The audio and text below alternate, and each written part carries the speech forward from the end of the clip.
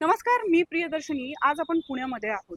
राहुल गांधी उद्या पुण्यामध्ये येणार आहे आणि ते शिक्षेवर खास करून मुलींशी बोलणार आहे. शिक्षण हा विषय किती कळीचा झालाय हा गेल्या काही दिवसात आपण पाहिलेला आहे. पण या मुद्द्यावर मुळात पुण्यातल्या मुलींना काय वाटतं हे आज आपण जाणून घेणार आहोत आणि त्यासाठीच या मैत्रिणी आपल्यासोबत आलेल्या आहेत. तर तुझं काय मत आहे? राहुल गांधी आता उद्या येत आहेत.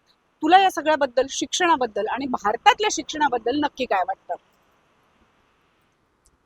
तो जैसा कि ये पूना शहर है और मैं यहाँ पे पुणे में मैं नीट एग्ज़ाम देके आई हूँ। नीट एग्ज़ाम जो है वो बहुत बड़ी एग्ज़ाम है, जैसे कि हम सब लोग जाते हैं। और नीट एग्ज़ाम जो है वो मेडिकल के रिलेटेड है और इसमें बहुत ही सारे सीट के रिलेटेड हमें बहुत प्रॉब्लम फेस करनी पड़ रही है। जैसे मैं अपना ही बता दूँ आप लोग को कि मैंने नीट का एग्ज़ाम में एक ड्रॉप भी लग गया था मुझे। और जब मैं स्टार्टिंग में एडमिशन होना था तो मेरे मार्क्स अच्छे थे और मेरा एमबीबीएस के कॉलेज में एडमिशन भी हो जाता था। बट जो मेन फेस हम लोग को प्रॉब्लम करना पड़ता है, फीस स्ट्रक्चर।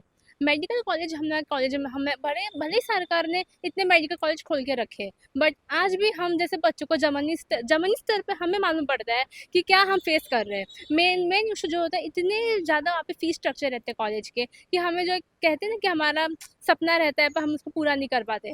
तो एक वैसे हम समझ सकते हैं कि मुझे एमबीबीएस कॉलेज मिलते हुए भी फीस बस वहाँ पे ज़्यादा रहती, तो बस इसी वजह से मुझे वो छोड़ के अपना दूसरा कोर्स में मुझे एडमिशन लेना पड़ा। सध्या आपण बघतोय की जसं ही मुलगी म्हणाली की एमबीबीएसचे कॉलेज भरपूर आहेत, इन्फ्रास्ट्रक्चर भरपूर डेव्हलप झालेलं आहे, चांगले कॉलेजेसचे बिल्डिंग चकाचक सगळं चकाचक आहे. पण फीसबद्दल पुन्हा एकदा फीसबद्दलचा मुद्दा येतो. फीस खूप हाय आहे, जेणेकरून सर्वसाधारण जी मुलं आहेत, ज्या मुली आहेत, एकतर मुलींसाठी शिक्षण घेणं खरंच अवघड झालेलं आहे आणि मुलींना मग ते शिक्षण अफोर्डेबल नाही होते, हे आपल्याला दिसतंय. आजही भारतातील अनेक कुटुंबांमध्ये मुलींच्या शिक्षणाला फर्स्ट प्रायोरिटी दिली जात नाही. जेव्हा मुलींच्या शिक्षणाची वेळ येते तेव्हा मुलींचा कॉलेजचा खर्च, हॉस्टेलचा खर्च, त्या बाहेर राहतील, मग त्यांच्या सेफ्टीचा विचार, पुन्हा समाजातून अनेकही गोष्टी येत असतात, म्हणजे मुली बाहेर राहिल्या अशा वगैरे. पण या गोष्टींमध्ये काही वेळेस तर अनेक वेळेस असं म्हणजे बोललं जातं की मुली लग्नानंतर दुसऱ्या घरी जातील, मग त्यांना शिकवून काय फायदा, कारण मुलींच्या शिक्षणावर खर्च केला जातो तो एक खर्च आहे आणि मुलांच्या शिक्षणावर जो खर्च केला जातो तो एक प्रकारची गुंतवणूक आहे. पण जेव्हा मी माझं सांगायचं गेलं तर मी पण एका अशाच कुटुंबातून येते जिथे मला प्रायव्हेट कॉलेजेसमधून शिक्षण घेणं तेवढं अफोर्डेबल नाही आहे. पण माझं जेव्हा काउन्सिलिंगची वेळ होती तेव्हा मला असं सांगितलं गेलं होतं की जर गव्हर्नमेंट कॉलेज भेटलं तरच आपण ॲडमिशन करणार. पण योगायोगाने मला भेटलंही गव्हर्नमेंट कॉलेज, पण अनेक अशा मुली आहेत ज्या एवढं अफोर्ड नाही करू शकत. तर म्हणजे कॉलेजची फीस असू दे किंवा अदर स्कॉलरशिप असू दे, त्याच्या थ्रू एवढं अफोर्डेबल शिक्षण बनवलं पाहिजे की कोणत्याही मुलीला किंवा मुलाला तेवढा विचार करण्याची गरज नाही पडली पाहिजे, कारण शिक्षण हा एक सगळ्यांचा बेसिक हक्क आहे, तो सगळ्यांनाच भेटला पाहिजे. मी जिथून आले तो एक अतिशय असं दुर्गम भागातून आलेली मी. तिथं आई वडिलांना एका वेळेचं पोटपाण्याचं एवढं बघावं लागतंय, तर तिथून अजून मुलींचं शिक्षणाचं, मग हे एवढं सगळं करून शिक्षण पूर्ण करणं खूप कठीण आहे. तिथून एवढं म्हणजे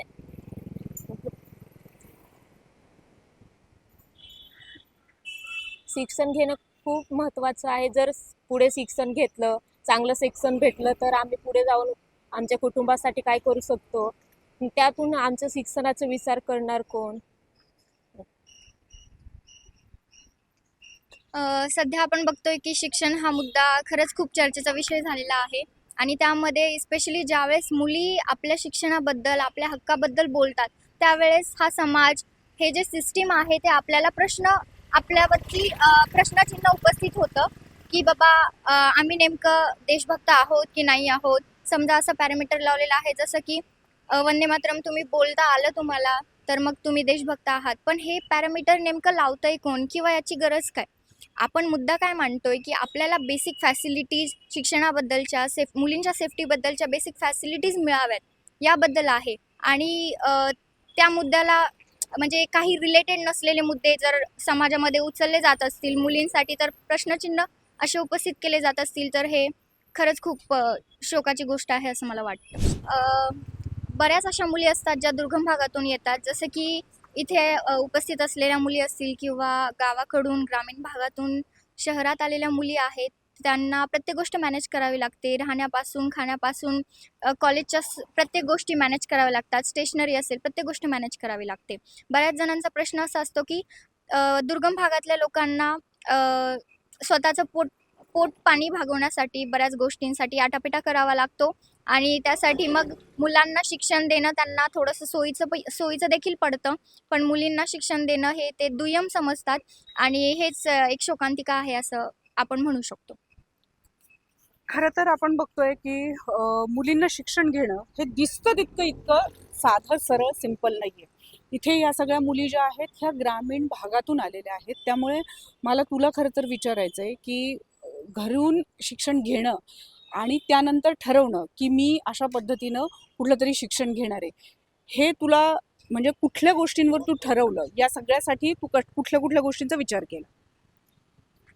पहिल्यांदा तर म्हणजे असं होतं की जेव्हा मी घरापासून बाहेर पडणार होते तर मेन जो प्रॉब्लेम होता तो होता म्हणजे खर्च किती येणार. जेव्हा ते अफोर्डेबल रेंजमध्ये होतं, जेव्हा मला तेवढे मार्क्स यायला लागले, तेव्हा माझ्यामध्ये पोटेन्शियल होता आणि मला अदर स्कॉलरशिप भेटल्या, तेव्हाच मला असं झालं की मी घरापासून बाहेर पडणार, कारण ते तेवढं अफोर्डेबल रेंजमध्ये होतं. पण असं नव्हतं की जर मला माझ्यामध्ये कमी पोटेन्शियल आहे किंवा मग घरच्यांनी तेवढं कमी पोटेन्शियलमध्ये पण जसं फीस स्ट्रक्चर वगैरे असेल तेवढं अफोर्ड करून मला बाहेर पाठवणं ते इम्पॉसिबल होतं. पण जेव्हा ते अफोर्ड झालं तेव्हाच मला घरापासून दूर पाठवलं गेलं. पण जर ते तसं नसतं तर मी आत्ता इथे नसते. आणि अनेक मुलींची अशी कंडिशन आहे की ते तेवढं अफोर्ड नाही करू शकत, त्यामुळे ते त्यांच्या पोटेन्शियलला असं कमी समजतात की नाही सॅक्रिफाईस करायला लागतात. पण कुठल्याही मुलीला तेवढं म्हणजे खर्चाच्या बाबतीत त्यामुळे तिचं शिक्षण सॅक्रिफाईस करायला लागू नये, अशी वेळ येऊ नये, ही खूप शोकाची गोष्ट आहे. तर मला असं वाटतं की शिक्षण एवढं अफोर्डेबल रेंजमध्ये असलं पाहिजे की प्रत्येकाला अफोर्ड झालं पाहिजे. शिक्षण आणि तेही कमी किमतीमधलं उच्च शिक्षण हा एक मोठा मुद्दा होताना आपल्याला दिसून येत आहे. तुम मुंबई से हो और फिर पुणे आई हो, मुंबई की लड़की पुणे में आके क्यों पढ़ाई कर रही है? ये क्वेश्चन जो है जनरली मुझे हर कोई पूछता है जब मैं बता दूं कि मैं मुंबई से हूँ। मेन जो मेरा प्रॉब्लम है कि जैसे मुंबई जो एकदम पॉश एरिया है, तो वहाँ पे जो कॉलेज है वो उसका जो कट ऑफ था इतना हाई था, मतलब सीट थी वहाँ पे, लेकिन जो बोलते कट ऑफ, ऊपर से फीस स्ट्रक्चर तो नहीं क्योंकि गवर्नमेंट कॉलेज भी थे, बट हाँ प्राइवेट कॉलेज के जो फीस रहते वो इतने हाई रहते हैं जो हमारे रेंज के बाहर ही रहते हैं। फिर वहाँ पे हम लोग को वहाँ पे हॉस्टल का फीस, फिर हमारे मैथ्स का खर्चा और जो एक्स्ट्रा एकेडमिक जो भी अदर रिलेटेड जो इशू रहते हैं वो सब हमें फेस करने पड़ते हैं। तो मेरा यही प्रॉब्लम था कि मुझे मुंबई में कॉलेज मिल रहा था, but fee structure and seat related issue से ही मुझे पुणे में आना पड़ा। आपण बघू शकतो की अशा पद्धतीनं मुळातच मुलींच्या शिक्षणाचा प्रश्न हा खरं तर कळीचा आणि ऐरणीचा प्रश्न आहे. असं जरी असलं तरी आता राहुल गांधी येतात, ह्या सगळ्या प्रश्नांवर तुला काय वाटतं की काय नक्की या सगळ्यामधनं खरं काही निघणार आहे असं तुला वाटतंय? आशा आहे काही? नक्कीच आशा आहे, कारण राहुल गांधी आपले विरोधी पक्षनेते आहेत आणि त्यांच्यासाठी शिक्षण हा मुद्दा आपण बघतोच की संसदेत ते ज्या मुद्द्यांना उचलायला पाहिजे खरंच तसे मुद्दे ते उचलतात. मुलींच्या शिक्षणाचं, मुलींच्या सेफ्टीसाठीचं किंवा एक अफोर्डेबल एज्युकेशन आहे त्याबद्दल ते नेहमीच मुद्दा मांडत असतात आणि त्यासाठीच पुण्याच्या मुलींशी, विशेषतः मुलींशी चर्चा करण्यासाठी ते पुण्यात येत आहेत आणि छात्रों की गूंज हा प्रोग्राम त्यांचा आपण उद्या त्या प्रोग्रामला सगळेजण हजर राहणारच आहोत. तर मला असं वाटतं की त्यामधून आपल्याला नक्कीच काहीतरी मार्ग मिळेल. ते संसदेत आपले मुद्दे उचलतील आणि यातून काहीतरी मार्ग निघेल असं मला नक्कीच वाटतं. नमस्कार, मी प्रियांका अवघडे. मी सातारा येथून पुण्यात शिक्षणासाठी आलेले आहे. पहिली गोष्ट, जर पुण्यात शिक्षणासाठी यायचा हा माझ्या डोक्यात विचार आला तर ग्रामीण भागात तशा सोयीसुविधा अजूनपर्यंत म्हणजे ज्या स्पर्धेला अनुकूल आहेत तशा स्पर्धा परीक्षेला अनुकूल वातावरण ग्रामीण भागात त्या लेवलला भेटत नाही अजूनही. तर मग पुण्यात शिक्षणासाठी यायचं ठरलं तेव्हा बेसिक प्रश्न हा होता की मी जर ग्रामीण भागातून इथं बिलॉंग करते तर त्या सोयीसुविधा जर मला तिथं भेटल्या असत्या तर पुण्यात राहण्या खाण्याचा खर्च आजपर्यंत मी आले किंवा माझ्यासारख्या अजून कित्येक तरुणी अशा आहेत ज्या स्पर्धा परीक्षा किंवा बहुतेक खूप म्हणजे जे शिकतात तर त्यांना तो प्लॅटफॉर्म तिथं उपलब्ध मिळाला असता तर कदाचित तिथे यायची गरज पडली नसती. पहिली गोष्ट. दुसरी गोष्ट म्हणजे आज शहरातले बऱ्याच मुलं मुली असे आहेत म्हणजे लहान मोठ्यापासून ते अगदी तरुणापर्यंत की त्यांना व्यवस्थित जे शिक्षण मिळायला पाहिजे म्हणजे बेसिक स्ट्रक्चर आणि त्या शिक्षणाचा उपयोग आपल्या समाजासाठी कसा करायला पाहिजे हा सगळा दृष्टिकोन जोपर्यंत आपण सुधारू शकत नाही तोपर्यंत की ही तरुण पिढी जो युवा म्हणजे नवीन समाज किंवा नवीन बदल घडू शकतोय तर त्या दृष्टीने विचार करायला तसं पोषक वातावरण पाहिजे. आज पहिली गोष्ट मी असा दृष्टीने विचार करते की मी घरातून निघाले की मला पहिला प्रश्न माझ्या पोटाचा असतो.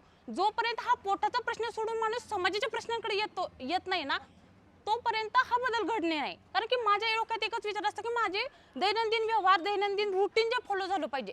जोपर्यंत ते सुटत म्हणजे जोपर्यंत मी ती गरज भागवू शकत नाही ना तोपर्यंत मी समाजाच्या प्रश्नांचा विचार त्या लेवलला जाऊन करू शकत नाही. जर ती गोष्ट माझ्याकडे पूर्णपणे मी त्या गोष्टीला खंबीर असेल फायनान्शियली इकॉनॉमिकली मेंटली ह्या सगळ्या गोष्टींना मी जेव्हा प्रिपेअर असेल मी नाही माझ्यासारखे कित्येक तरुण तेव्हा या सगळ्या गोष्टींना न्याय द्यायला म्हणजे प्रत्येक तरुण पुढे येईल आणि आत्मविश्वासानं पुढे. यासाठी ग्रामीण भागातल्या कित्येक तरुणांना शाळेची गरज आहे. बेसिक पाठ्यपुस्तकं जायला यायला रस्ता पिण्याच्या पाण्याची सोय आणि ग्रामीण भागातले जे मूलभूत शिक्षण आहे राज्यघटनेत शिक्षणाचा अधिकार आहे आर्टिकल टाकून सुद्धा कित्येक असे तरुण आहेत की त्यांना शिक्षणाचा अधिकार मिळाला नाहीये. ही खरी आजच्या 21व्या युगातली म्हणजे ही शोकांतिक आहे. सांगण्याची गोष्ट तात्पर्य एकच की आज विरोधी पक्षनेते राहुल गांधी मला खूप आनंद वाटतो की प्रत्यक्ष भेटण्यासाठी पुण्यात येत आहे. म्हणजे पुणे हे शिक्षणाचा हब आहे पण त्यांना एक प्लॅटफॉर्म मिळाला योग्य मार्गदर्शन मिळालं आणि कुणाचा तरी आदर मिळाला तर गल्ली ते म्हणजे गल्ली बोळातले जे आवाज आहे तो संसदेपर्यंत पोहोचेल आणि तोच खरा आवाज आहे ते उद्याच भारत घडवेल.